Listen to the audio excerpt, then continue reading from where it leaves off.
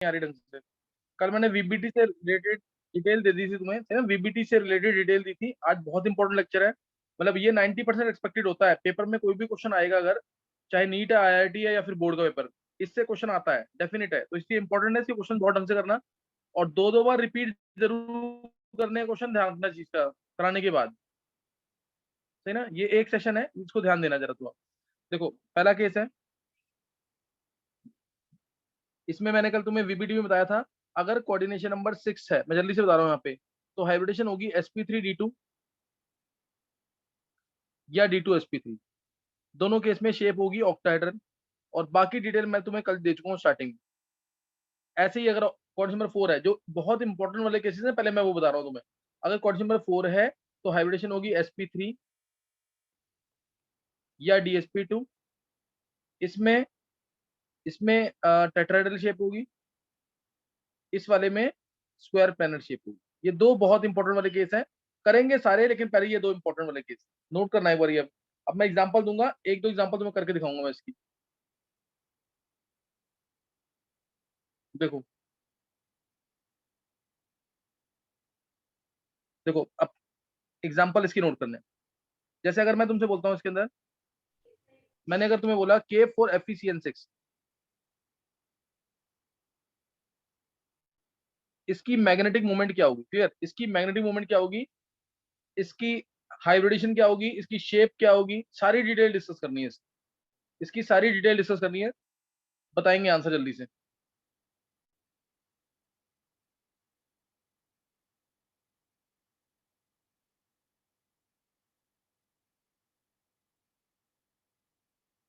बताओ K4FeCN6, इसकी सारी डिटेल्स बतानी है।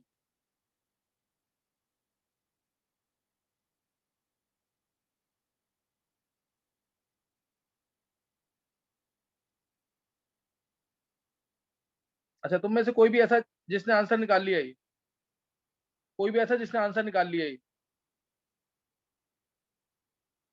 लेक्चर्स पढ़े होंगे तो आंसर निकल गया हुआ है। कनिष्क, बॉबी, जानवी,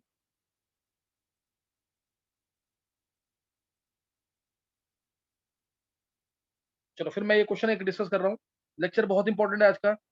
मैंने तुम्हें बताया 90% चांसेस इसी से है क्वेश्चन में, कोई भी एंट्रेंस हो चाहे बोर्ड का पेपर हो, इससे सबसे ज्यादा क्वेश्चन आएगा। देखो इधर मैंने बोला इसकी मैग्नेटिक मूवमेंट निकालनी है। अगर तुम सोचोगे 4 + x -6 = 0, x आ गया +2,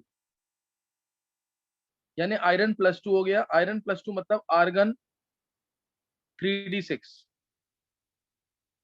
पूरा कंसेंट्रेशन 21 to 30 की कंसेंट्रेशन रटी होनी चाहिए। +2 है, +2 है तो 4s के इलेक्ट्रॉन बाहर निकलते हैं, 3d के नहीं निकलेंगे। 4s के दो इलेक्ट्रॉन बाहर निकल जाएंगे, तो ये आएगा आर्गन 3d6। तो यहाँ अगर तुम 3d6 करोगे तो इसमें देखोगे तो आएगा कि इसके पास 4 अनपेड इलेक्ट्रॉन। आंसर भी हर कोई यही मार्क करता जा रहा था, 4 अनपेड इलेक्ट्रॉन है, तो म्यू हो गया √में n × n+2 बोहर मैग्नेटॉन्स। n की वैल्यू 4 पुट करेंगे, 4 × 4 + 2 √24 bm। √24 bm आएगा, √24 bm, ये आंसर आना चाहिए। लेकिन ये गलत है, आंसर क्या आएगा, जीरो मैग्नेटिक मूवमेंट। इसकी जीरो आएगी मैग्नेटिक मूवमेंट। अब वही डिटेल बताने के लिए मैं इस क्वेश्चन को डिस्कस कर रहा हूँ। जीरो आएगी इसकी मैग्नेटिक मूवमेंट, ध्यान रखना ऑब्जेक्टिव में जीरो मार्क करना है। √24 गलत है, ये क्यों गलत है मैं वही बता रहा हूँ तुम्हें भी यहाँ। देखो K4FeCN6,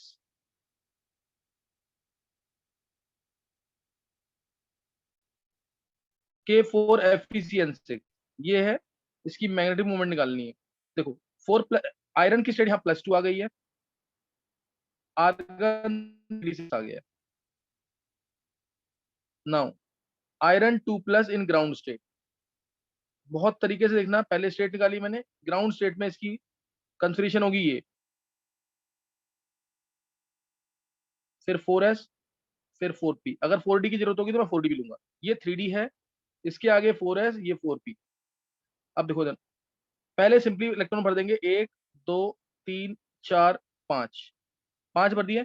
अब दिमाग में ये रखना है हमेशा के लिए, कार्बन डोनर या नाइट्रोजन डोनर ये स्ट्रॉन्ग फील्ड लिगेंड्स होते हैं, कार्बन डोनर ज्यादा strong field ligand. Halogens, halogens हो गया या ऑक्सीजन डोनर हो गया, ये वीक फील्ड लिगेंड होते हैं, ये स्ट्रॉन्ग फील्ड लिगेंड्स हैं, स्ट्रॉन्ग फील्ड लिगेंड्स। और ऑक्सीजन, हेलोजेंस, फॉस्फोरस, ये क्या है, सल्फर, ये वीक फील्ड लिगेंड्स हैं,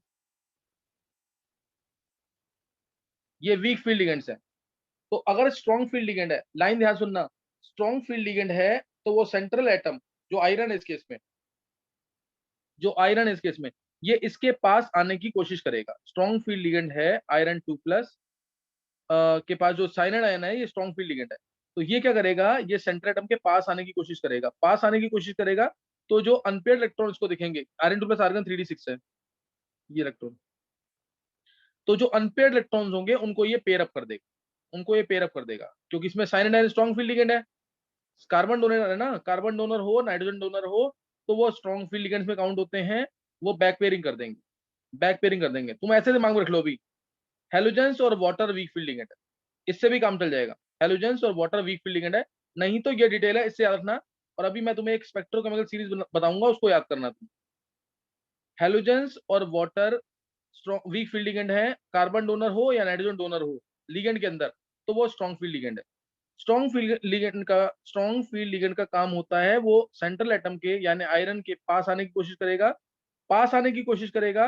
तो वो जो अनपेयर्ड इलेक्ट्रॉन्स है, साइनाइड आयन पास आने की कोशिश करेगा, पास आने की कोशिश करेगा, तो अनपेयर्ड इलेक्ट्रॉन्स को पेयर अप कर देगा, अनपेयर्ड इलेक्ट्रॉन्स को पेयर अप कर देगा, जिसकी वजह इसे हम कहते हैं बैक पेयरिंग हो गई। तो अभी ग्राउंड स्टेट में अगर वीक फील्ड लिगेंड होता, अगर वीक फील्ड लिगेंड होता, तो बस जो लिखा है मैंने यही रहता, यही रहता, और यहाँ इलेक्ट्रॉन्स आ जाते। 6 साइनाइड आयन है, 6 साइनाइड आयन है, ये इलेक्ट्रॉन यहाँ आता, यहाँ आता, यहाँ आता, यहाँ आता, और फिर 4d भी लेना पड़ता, यहाँ आता और यहाँ आता, और हाइब्रिडेशन आती, 6 जगह आएंगे ना, क्योंकि 6 साइनाइड आयन है, 6 जगह इलेक्ट्रॉन दे देंगे और आंसर आ जाता sp3d2। आंसर क्या आ जाता, sp3d2। लेकिन इस केस में ऐसा नहीं होगा, क्योंकि इसमें स्ट्रॉन्ग फील्ड लिगेंड है। स्ट्रॉन्ग फील्ड लिगेंड का काम होता है, एक लाइन तुम्हें एक्स्ट्रा ऐड करनी है, वो बैक पेयरिंग करेगा, वो बैक पेयरिंग करेगा इस तरीके से, iron 2+ in after back pairing लिख दे रहा हूं।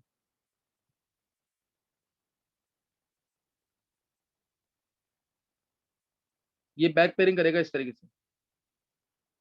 ऑब्जेक्टिव के लिए तुम्हें ऊपर वाली लाइन शो नहीं करनी है। देखो, हाइब्रिडेशन मेरे को पता है, यहाँ पे 6 कोऑर्डिनेशन नंबर है, 6 कोऑर्डिनेशन नंबर आंसर आएगा sp3d2 या d2sp3, sp3d2 या d2sp3। तो ये बैक पेयरिंग कर देगा डायरेक्ट, ये डायरेक्ट क्या कर देगा, बैक पेयरिंग।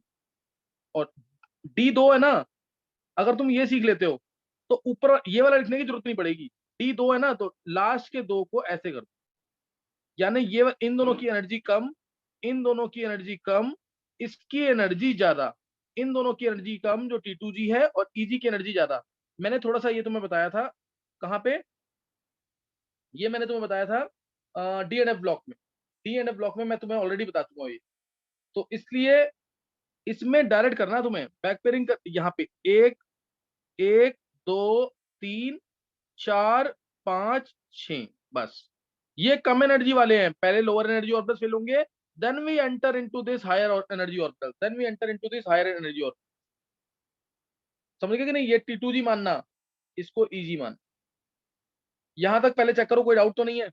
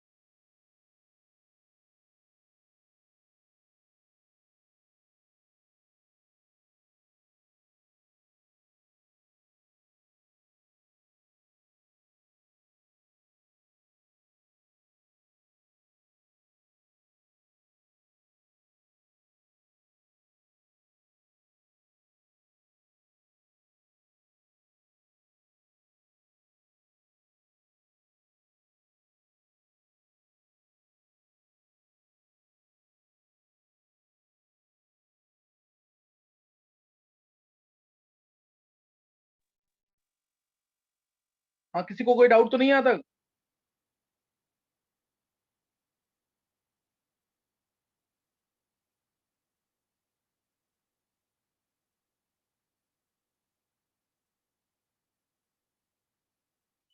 मानव, नयंत,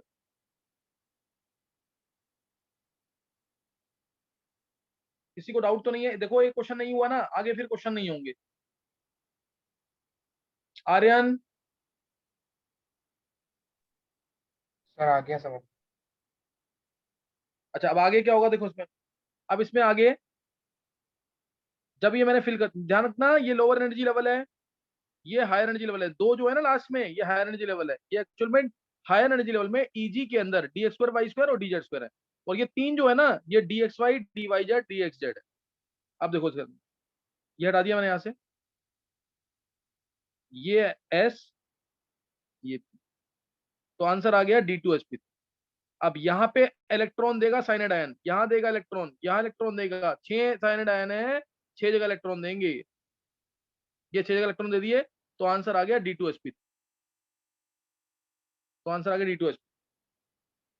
बहुत ध्यान समझ रहे हैं ना पहले क्वेश्चन को। अगर ये K4FeF6 होता, सपोज FeF6, तो इस केस में कोई बैक पेयरिंग नहीं होती, कोई बैक पेयरिंग, ये वाला केस ना आता, फिर ऊपर से ही आंसर निकालते हैं हम। 4s में 2 इलेक्ट्रॉन देगा फ्लोरीन, यहाँ देगा दो, दो यहाँ, दो यहाँ, और फिर 4d भी लेना पड़ेगा, दो यहाँ और दो यहाँ, तो आंसर आता है sp3d2। Outer D orbital involve होते हैं 4d वाले, आउटर डी ऑर्बिटल इन्वॉल्व होते हैं 4d वाले, इस केस में इनर डी ऑर्बिटल इन्वॉल्व है, तो इसे बोलेंगे इनर ऑर्बिटल कम्प्लेक्स। ये कल बताया मैंने, इसे बोलेंगे hyper ligated complex, hyper ligated complex, inner orbital complex, hyper ligated complex, और लो स्पिन कम्प्लेक्स क्योंकि बैक पेयरिंग हो गई है, लो स्पिन कम्प्लेक्स क्योंकि बैक पेयरिंग हो गई, लो स्पिन कम्प्लेक्स क्योंकि इसमें बैक पेयरिंग हो गई, तो इसलिए ये ध्यान रखना है इस चीज का। Inner orbital complex, hyper ligated complex, low spin complex, ये तीन बड़े। और मैग्नेटिक मोमेंट क्या आएगी? जीरो। क्यों? क्योंकि कोई अनपेड इलेक्ट्रॉन नहीं है, एन की वैल्यू क्या हो गई इधर? जीरो। अंडर रूट में n into n plus two formula होता है बोर मैग्नेटॉन। म्यू क्या होता है? अंडर रूट में n × n+2, अभी पीछे लिखा है मैंने, बोहर मैग्नेटॉन्स। एन की वैल्यू जीरो पुट करो, तो अंडर रूट में क्या आ जाएगा आंसर? यहाँ पे जीरो आ गया, जीरो bm, इसीलिए आंसर मैंने बोला था जीरो आएगा। और शेप क्या होगी इसकी? ये हाइब्रिडेशन D2sp3 है, ऑक्टाहेड्रल शेप।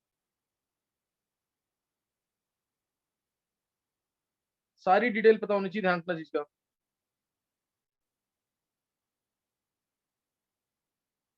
ये FeCN6 4k+ चाहे तो पहले दिखा दो, नहीं तो यहाँ 4 नेगेटिव, 4 नेगेटिव। तो इसमें पूरा स्ट्रक्चर पूछ सकता है, मैग्नेटिक मूवमेंट पूछ सकता है, हाइब्रिडेशन पूछ सकता है, type of complex, inner orbital complex है, हाइपर लिगेटेड कम्प्लेक्स है, लो स्पिन कम्प्लेक्स है, लो स्पिन कम्प्लेक्स। ये पूरा क्वेश्चन समझ आ गया कि नहीं? वीबीटी से ये मैंने किया है, वीबीटी से भी। एक बार हैंड सेस करना जिसको समझ आ गया, जल्दी से।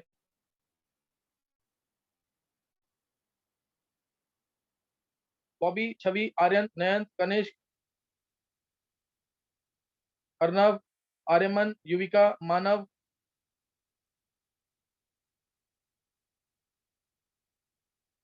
डाउट है तो पूछ लो। नित्या, हिमांशु, अभी भी 3-4 बच्चे रह रहे हैं।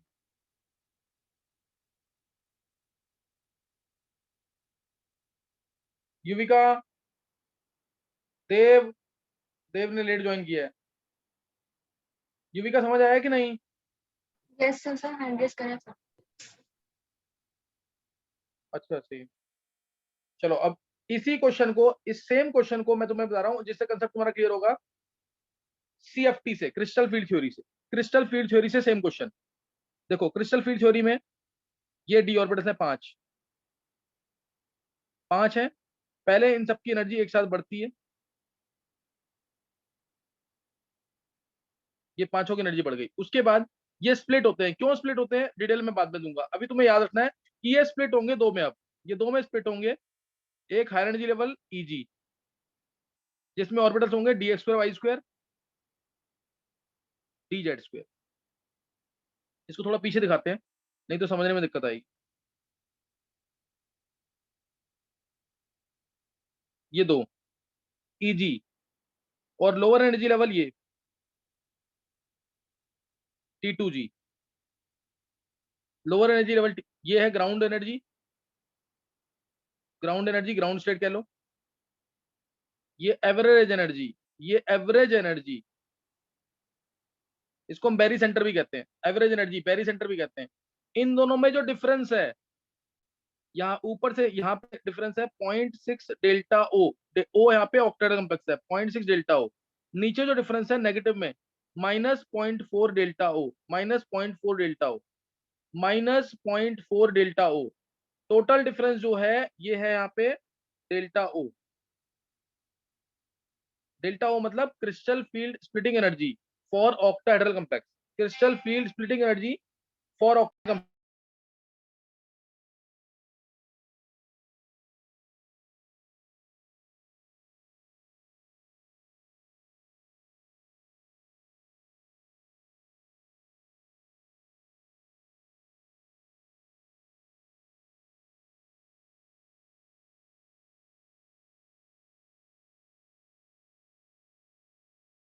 नोट कर लिया यहाँ तक सारा। और डेल्टा ओ को ध्यान रखना, डेल्टा ओ को डीक्यू भी कहते हैं, डेका क्वांटम, 10 डीक्यू। डेल्टा ओ को 10 डेका क्वांटम, डेल्टा ओ 10 डेका क्वांटम, यानी ये जो है ये 6 डीक्यू भी हो सकता है, और नीचे -0.4 डेल्टा ओ 4 डीक्यू भी हो सकता है, नेगेटिव में -4 डीक्यू। ये आ गया। अब मेरे को इसमें इलेक्ट्रॉन भरने हैं, कितने हैं? 6 इलेक्ट्रॉन भरने हैं। और लिगेंड था स्ट्रॉन्ग, जब लिगेंड स्ट्रॉन्ग है तो डेल्टा ओ की वैल्यू बहुत ज्यादा फॉर SFL। डेल्टा ओ ये वाली वैल्यू बहुत ज्यादा, ये वाली वैल्यू जब ज्यादा तो इलेक्ट्रॉन नीचे भरे जाएंगे, पहले पहले ये पूरा भरा जाएगा फिर ऊपर जाएंगे, अगर SFL है तो स्ट्रॉन्ग फील्ड लिगेंड है। डेल्टा ओ अगर ज्यादा है then pairing energy, then pairing energy ये कब होता है? स्ट्रॉन्ग फील्ड लिगेंड के केस में, स्ट्रॉन्ग फील्ड लिगेंड के केस में। पेयरिंग एनर्जी क्या होती है? Energy required for pairing of electron in a single orbital. Pairing energy क्या है? Energy required for pairing of electron in a single orbital, इसे बोलते हैं पेयरिंग एनर्जी। ये क्या है? Pairing energy, energy required for pairing of electron in a single orbital, pairing energy. अब delta ओ greater than P है, इसका मतलब 6 के 6 इलेक्ट्रॉन नीचे भरे जाएंगे पहले, 1 2 3 4 5 और ये 6, 6 भरेगा नीचे। अब ऊपर यहां ध्यान देंगे, D2 है ही यहाँ पे, फिर एक 4s, फिर 4p, D2sp3 हाइब्रिडेशन यहां से आ गया, D2sp3 हाइब्रिडेशन। ये CFT से निकाला हमने। हालांकि CFT ऐसे हाइब्रिडेशन निकालना नहीं सिखाती है, क्योंकि ये बॉन्ड्स को आयनिक एज्यूम करती है। तरीका बता दिया है कि पीछे क्यों बैक पेयरिंग हुई थी, स्टार्टिंग के 3 पहले क्यों भरे गए थे जब SFL है, क्योंकि वो लोअर एनर्जी लेवल पे आते हैं। सही ना? अब एक तो तुम्हें ये समझ आ गया होगा। अब अगर मैंने तुम्हें कहा टोटल CFSE वैल्यू निकालो, निकाल लोगे क्या? टोटल CFSE वैल्यू कितनी आएगी? 6 इलेक्ट्रॉन नीचे हैं, एक इलेक्ट्रॉन के लिए वैल्यू है -0.4 डेल्टा ओ, एक इलेक्ट्रॉन के लिए वैल्यू है -0.4 डेल्टा ओ। 6 इलेक्ट्रॉन नीचे हैं तो -2.4 डेल्टा ओ, -2.4 डेल्टा ओ, ये आएगा -2.4 डेल्टा ओ, जिसमें से 2 को मैंने पेयर करवाया है जबरदस्ती। 6 थे ना, तो ये ऐसे थे 6, 1 2 3 4 5 6, तो मैंने 2 की बैक पेयरिंग, इसकी बैक पेयरिंग कराई और इसकी बैक पेयरिंग कराई, 2 की बैक पेयरिंग जबरदस्ती कराई है, इसलिए +2p, +2p हो रहेगा सब, ट्वाइस ऑफ पेयरिंग एनर्जी। अब एक बार हैंड से करेंगे जिसको पूरा समझ आ गया। CFT से मैंने हाइब्रिडेशन जो निकाली है, जिसको समझ आ गया, CFT से जो मैंने हाइब्रिडेशन निकाली है, 2 बार क्वेश्चन जरूर करके देखना, नहीं तो नहीं सीख पाओगे बिल्कुल भी। देखो, इसको समझ नहीं आया किसी को भी? छवि को समझ आया और किसको समझ आ गया? आन्या, बॉबी, कनिष्क, नयन, आर्यमन, हिमांशु, नित्या, नव्या तुम्हें समझ आ गया? नव्या तुमने अभी ज्वाइन किया है, नव्या लेक्चर से किया हुआ क्या? मानव, आर्यन, जानवी, युविका, देव को नहीं समझ आया? नव्या, Yes, sir. नव्या तुमने कर रखा है लेक्चर्स में से?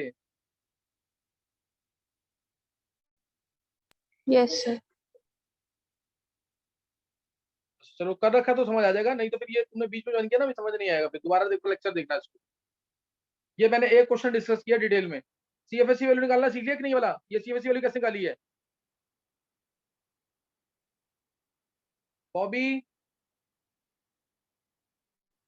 Yes sir. ये निकालना आ गया सीएफएससी वैल्यू कैसे निकाली है, प्लस 2p क्यों किया है? Yes sir. चलो ये सबको क्लियर है इसका मतलब। तो के फॉर एफिशिएंसी मैंने तुम्हें सिखा दिया, इसमें पूरी डिटेल ली है मैंने। अब तुम एक खुद ट्राई करोगे और इसमें लोगे तुम एक सेम चीज बिल्कुल, K3 एफिशिएंसी। एक क्वेश्चन मैं ये और डिस्कस कर रहा हूँ, इसको थोड़ा जल्दी करेंगे। इसमें तुम्हें क्या क्या निकालना है? इसमें तुम्हें निकालना है हाइब्रिडाइजेशन, म्यू, स्ट्रक्चर, सीएफएसई, और एक चीज और नोट कर लेना पीछे, एक चीज और नोट कर लेना पीछे, एक चीज और लिखेंगे।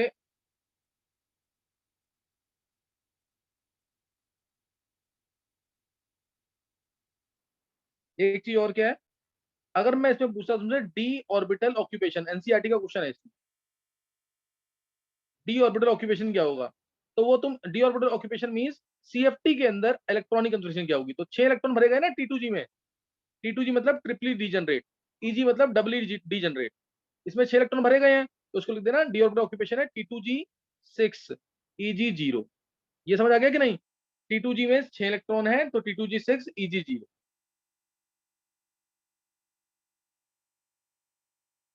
सही ना?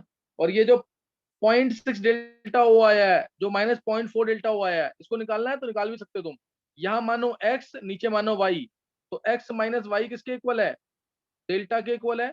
ऊपर 2 ऑर्बिटल हैं तो 2x, नीचे 3 ऑर्बिटल हैं, T2G में 3 ऑर्बिटल हैं तो +3y। ये टोटल एनर्जी हो गई। एवरेज एनर्जी कितनी है? 0। एनर्जी बिफोर स्प्लिटिंग इज 0, क्योंकि एवरेज एनर्जी 0 मानेंगे।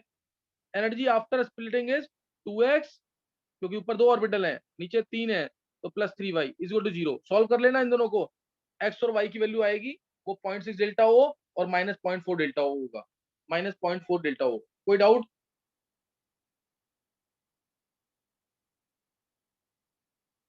चलो अब एक डिस्कस करो, K3 एफिशिएंसी, K3 एफिशिएंसी।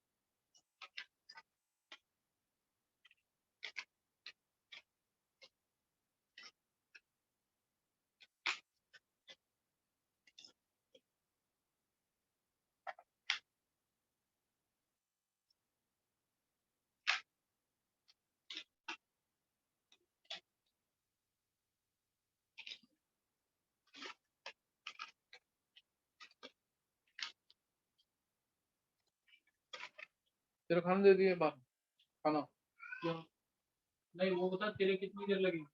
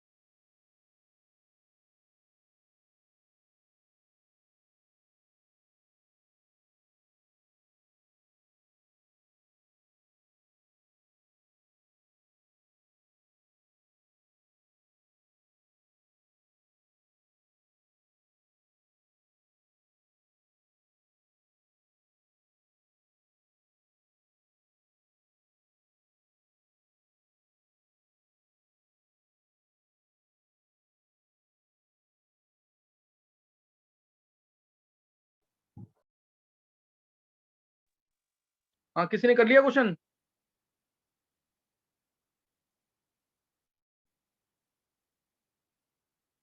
छवि, कनिष्क, छवि,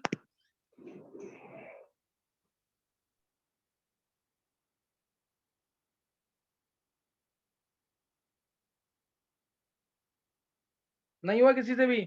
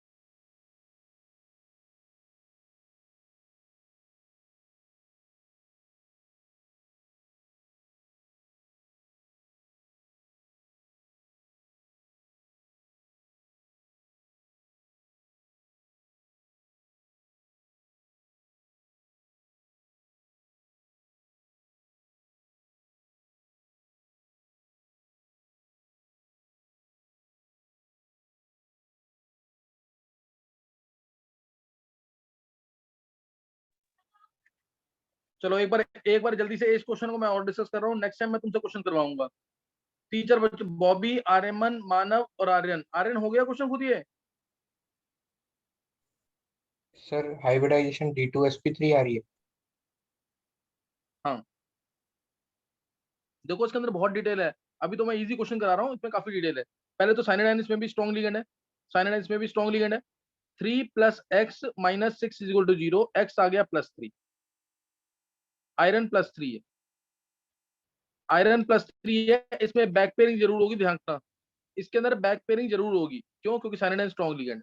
3d5 है भी ये, आयरन +3 यानी आर्गन 3d5, ये 3d5, 3d5 फिर सर 4s, म्यू फिर 4p और मैग्नेटिक मोमेंट 35 आ रही है। नहीं नहीं नहीं, मैग्नेटिक मोमेंट आएगी √3। इसकी प्रैक्टिस करानी पड़ेगी अभी। देखो √5, ये 5 अनपेड आ गए, 1 2 3 4 5, 5 मिनट अनपेड आ गए। क्योंकि स्ट्रॉन्ग फील्ड लिगेंड है तो बैक पेयरिंग करनी पड़ेगी। अगर वीक होता तो मैं यहां से छोड़ देता, फिर मैं 4s लेता, 4p लेता और 4d लेता। 4s पूरा भरा जाएगा, यहाँ पे साइनाइड इलेक्ट्रॉन देगा, यहाँ पे साइनाइड इलेक्ट्रॉन देगा, यहाँ पे भी देगा, यहाँ पे भी देगा, और 2d में देगा, क्योंकि 6 साइनाइड आयन है तो 6 जगह इलेक्ट्रॉन दे देंगे। sp3d2 आंसर आ जाता। अभी तो नहीं होगा ऐसा, क्योंकि स्ट्रॉन्ग फील्ड लिगेंड है, स्ट्रॉन्ग फील्ड लिगेंड है इसीलिए ये कोई भरे नहीं जाएंगे, ये नहीं भरे जाएंगे कुछ भी, ये नहीं भरे जाएंगे। स्ट्रॉन्ग फील्ड लिगेंड है तो तुम्हें मैंने कहा था एक स्टेप एक्स्ट्रा लिखना पड़ेगा, iron 3+ after back pairing. Back pairing मैंने तुम्हें कहा था 2d चाहिए, क्योंकि पहले कोऑर्डिनेशन नंबर देखना तुम, कोऑर्डिनेशन नंबर 6 है, तो इमीडिएटली 6d2sp3 मतलब 2 को अलग कर देना। इन दोनों की एनर्जी ज्यादा है, इसकी और इसकी एनर्जी ज्यादा है, ये ईजी है एक्चुअल में। और ये 3 क्या है? T2g। तो इसलिए 3 इलेक्ट्रॉन यहां भर दो। अब यहाँ पे 5 भरने हैं। एक एक मिनट रुकिए, 1 2 3 4 और 5 ये भर दिए। अब 5 भरने के बाद D2 आ गया, S आ गया, P आ गया, 4s है ये 4p है और ये 3d था। तो यहाँ पे इलेक्ट्रॉन देगा साइनाइड आयन, यहाँ देगा साइनाइड आयन इलेक्ट्रॉन, यहाँ देगा 3 4 5 6 जगह इलेक्ट्रॉन देगा ये। D2sp3 हाइब्रिडेशन आ गई। एक इलेक्ट्रॉन बचा, ये रहा, एक इलेक्ट्रॉन बचा है, तो मैग्नेटिक मूवमेंट आ जाएगी √3, 1 × 1 + 2, √3bm। ये मैग्नेटिक मूवमेंट आ जाएगी √3, और ये शेप आ गई Fe Cn Cn Cn Cn Cn, octahedral shape, हर जगह Cn आ जाएगा, और 3 नेगेटिव, और 3 नेगेटिव, ये शेप आ गई। हाइब्रिडेशन बता दी, शेप बता दी, मैग्नेटिक मूवमेंट बता दी, 3। इसीलिए मैंने कहा अगर इसमें डायरेक्ट मैग्नेटिक मूवमेंट पूछते हैं ना, हर कोई आयरन 3+ देखेगा, 5 अनपेड है, √35 बोल दिया, गलत हो जाएगा आंसर, √3 BM आएगा इसका आंसर। ये बता दिया मैंने तुम्हें VBT से। सेम क्वेश्चन CFT से कैसे करेंगे, सेम क्वेश्चन CFT से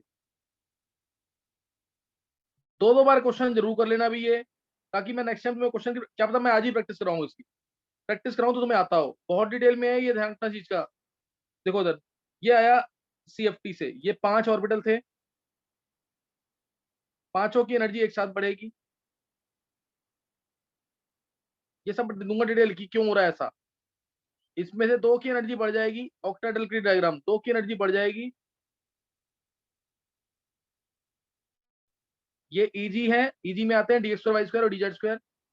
3 की एनर्जी कम हो जाएगी, ये T2G और T2G है, ट्रिपली डीजनरेट, ऊपर डबली डीजनरेट, इसमें dxy dyz dxz आएंगे। अब 5 इलेक्ट्रॉन भरने हैं, क्योंकि ये डेल्टा O की वैल्यू बहुत ज्यादा है। क्यों ज्यादा है, क्योंकि यहाँ पे साइनाइड आयन है जो कि स्ट्रॉन्ग फील्ड लिगेंड है। कार्बन डोनर कभी भी आएगा हमेशा strong field ligand, carbon donor कभी भी आएगा तो हमेशा स्ट्रॉन्ग फील्ड लिगेंड होगा। डेल्टा O की वैल्यू बहुत ज्यादा है, इसीलिए इलेक्ट्रॉन आएगा नीचे। पहले ये 3 भरे जाएंगे T2G वाले, 2 3, 3 तो सिंगली फिल्ड रहेंगे, 4 5। अब यहाँ पे आ गया D2sp3, D2sp3, ये D2 आ गया, ये 4s, ये 4, तो D2sp3 ये 6 जगह इलेक्ट्रॉन दे देगा। कौन, कितने साइनाइड आयन है, 6 साइनाइड आयन, तो D2sp3 हाइब्रिडेशन आ गई यहाँ। अगर इसमें d ऑर्बिटल ऑक्यूपेशन पूछते हैं, d ऑर्बिटल ऑक्यूपेशन वो होगा T2G5 Eg0, T2G5 Eg0, सही ना, T2G5 Eg0, ये d ऑर्बिटल ऑक्यूपेशन। पांचों नीचे भरे गए हैं, इसी को देखकर मैंने यहाँ लाइन डाली है ये वाली। एक बार हैंडसेस करना, आप किसको समझ आ गया है, दोनों तरीके से, CFT से भी और VBT से भी। जल्दी से हैंडसेस कर देंगे एक बार। आन्या, बॉबी, युविका, कनिष्क, छवि, नयन, आर्यमन, मानव, नव्या, आर्यन, हिमांशु, देव, जानवी और नित्या। नित्या, नित्या समझ आ गया। अब देव और जानवी रह गए। नव्या तुम्हें समझ आ गया कि नहीं, नव्या?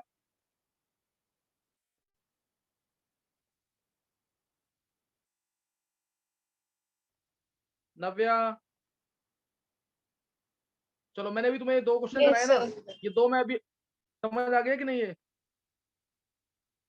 Yes, sir. चलो ये 2 क्वेश्चन मैंने कराए हैं, 2 क्वेश्चन मैं अभी अपलोड कर दूंगा इसको। इन दोनों को प्रैक्टिस कर लेना, तब मैं आगे कराऊंगा, नहीं तो कोई फायदा नहीं होगा पढ़ाने का आगे।